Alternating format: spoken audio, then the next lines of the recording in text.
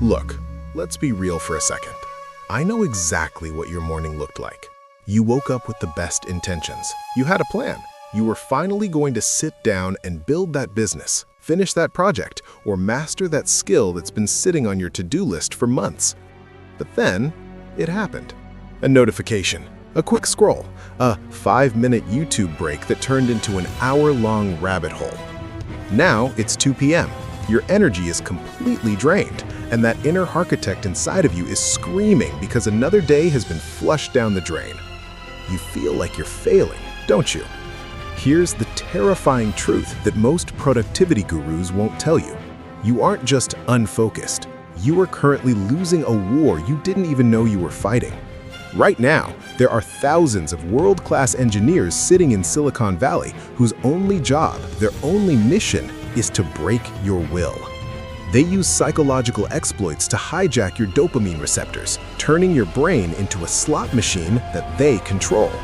You think you're easily distracted. No, you're being outmaneuvered. You are a digital slave to an attention economy that profits every time you fail to reach your goals. Every scroll is a defeat. Every notification is a breach of your perimeter. And I get it. It feels impossible to compete. You feel guilty, you feel weak, and you wonder why you can't just force yourself to focus like the heroes in the movies. But the truth is, you can't fight a 21st century psychological war with 19th century willpower. Your brain wasn't built for this noise. You're staring at a mountain of distractions, feeling like a leaf in the wind, waiting for a focus pill that doesn't exist. You're trying to build a cathedral in the middle of a hurricane. But hundreds of years ago, in the middle of literal bloody chaos, the samurai discovered a mental state that made them untouchable. They lived in an era where a single second of distraction didn't mean a missed email. It meant a lost head. They called it Fudoshin, the immovable mind. It wasn't about being a statue, it was about being the center of the storm. Today, I'm going to show you the architect's blueprint to reclaiming your brain. We're going to install a mental firewall that no algorithm can touch. If you're ready to stop being a spectator and start being the commander of your own focus, stay tuned. This is the way of the immovable mind. We need to talk about the cost of what I call the flicker. Most people think that checking a text message takes 10 seconds. They think, oh, it's just a quick look, I'll get right back to work.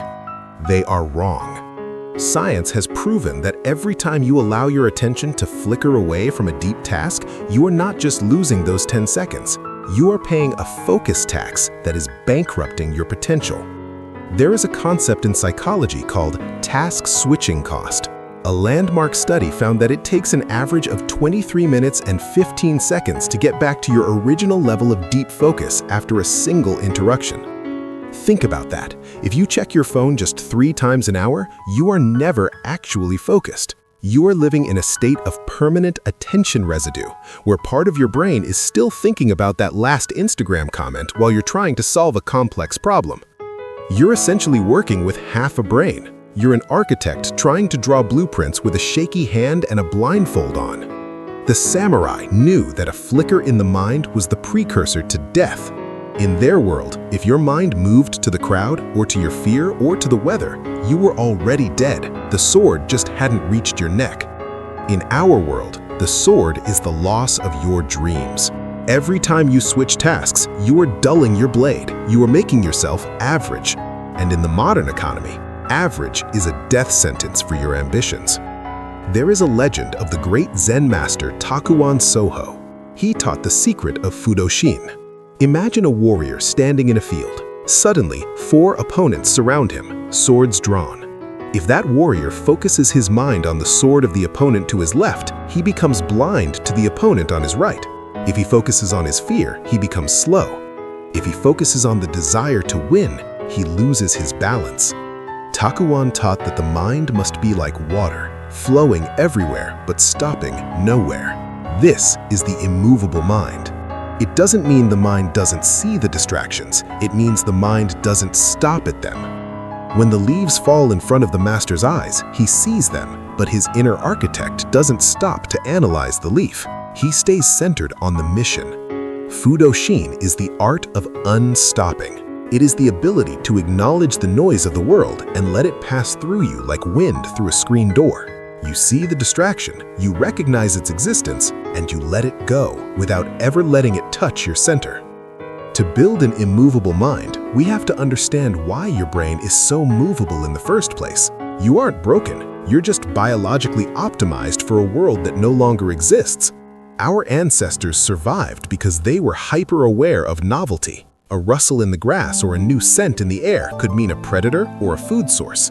Our brains evolved a novelty bias. Every time you see something new, a red notification, a trending headline, or a new video alert, your brain releases a hit of dopamine. Dopamine isn't about pleasure, it's about anticipation. It's the go-get-it chemical. The engineers in Silicon Valley know this. They've turned your phone into a slot machine. Your brain chooses a 15-second TikTok over your business because the reward is instant. Your brain thinks the TikTok is the more logical choice for survival. You are fighting millions of years of evolution. To win, we cannot rely on trying harder. We have to change the environment. The first pillar of the immovable mind is what I call environmental seppuku. In ancient Japan, seppuku was the act of ritual suicide to restore honor. In our world, you need to kill your distractions before they have the chance to kill your future. Stop testing your willpower. Willpower is a limited battery, and every time you resist the urge to check your phone, you are draining that battery. By the time you actually start working, you're already exhausted. The samurai didn't leave their swords lying around for children to play with. They kept them sheathed and secure. You need to create a sanctuary of focus. If your phone is in the same room as you while you work, even if it is face down and silent, you have already lost. Studies show that the mere presence of a smartphone reduces available cognitive capacity. Your brain is using energy just to not check it. Place your phone in a completely different room. Use digital scorched earth tactics. Block every site except the ones you need for work. Your desk should have nothing on it but the tools for the current task. Cut the noise. Kill the options. Force your brain to realize that the only source of dopamine in this room is the work in front of you. Even in a perfect environment, the itch will come. Your brain will start to scream for a distraction. You'll feel a physical restlessness in your chest, a spike in your nervous system. This is the moment of truth. This is where the battle of Fudoshin is won or lost. Most people try to fight this itch with logic. They tell themselves, no, I shouldn't check my phone. But logic is weak against a dopamine craving. You need a physical anchor. The samurai used the breath. They knew that the mind and the breath are two sides of the same coin. If the breath is jagged, the mind is flickering. If the breath is deep and steady, the mind becomes immovable. When you feel the urge to distract yourself, do not move. Stay in your chair.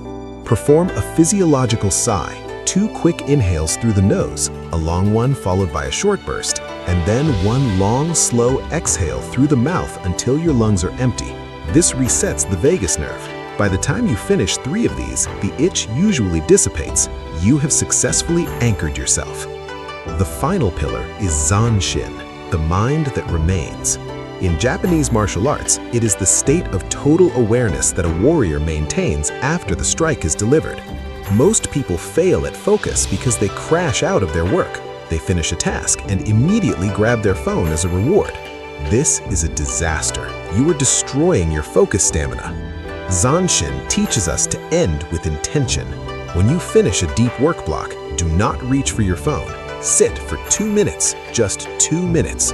Look out the window.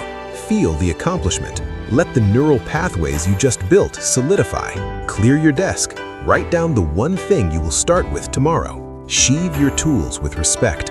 When you leave your workspace with Zanshin, you carry that immovable energy into the rest of your day. You remain a warrior in transition. The world wants you distracted.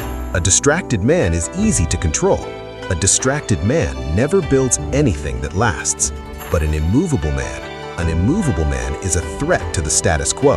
He is the one who builds the cathedrals, the businesses, and the legacies that survive long after he is gone. You have the blueprint. You are no longer a leaf in the wind. You are the architect of your own attention. Now, Put this phone down, go to your sanctuary, and start building. I'll see you in the next one.